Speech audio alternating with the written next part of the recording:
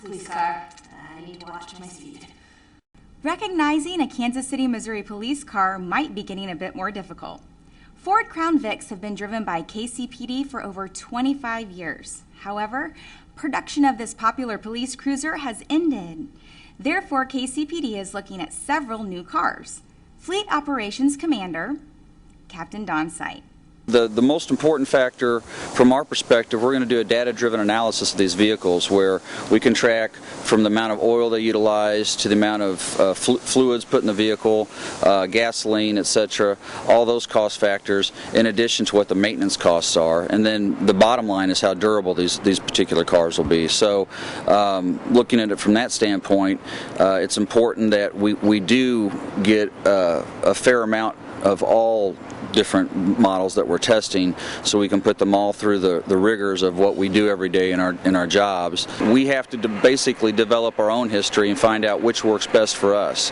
And there's different options for the different vehicles. There's all-wheel drive options, there's still rear-wheel drive options, and there's maintenance costs and perspectives associated with each of those choices. We've created a survey for the officers to complete that have been driving the new cars thus far. We've gotten some preliminary results back, and it involves things such as ergonomics, performance, handling, the room of the vehicle, how they think it operates, the accessibility of where the equipment's placed, and things of that nature. We need these cars driven for 90, 100, 120,000 miles. These are all new models to us. There's no history associated with these particular cars. So we're in a position in our police department where we drive cars for 5, 6, 7 years. Out at our driving track, the new cars are put through their paces.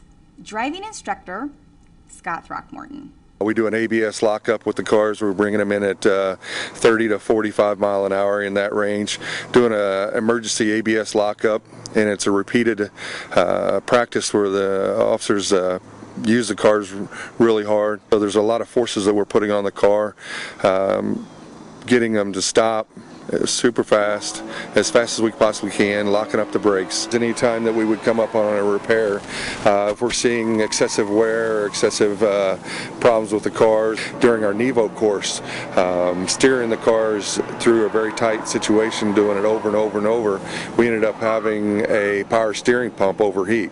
That repeated use showed up faster than what it would ever show up in the field. So we experienced something like that. We relate that to our fleet, and then fleet calls the manufacturer of the company and says, is anybody else experiencing any kind of problems like that? Currently, our police department's allowed us to have 3 of the 4 manufactured vehicles that's brand new out to the field. We have the Dodge, the V6, and the Hemi. We have the Ford Interceptor car, the Ford Interceptor SUV, and we was at one time evaluating the Chevrolet Caprice. Typically, the department purchases 45 to 60 cars per year and have a fleet of almost 1,000 vehicles.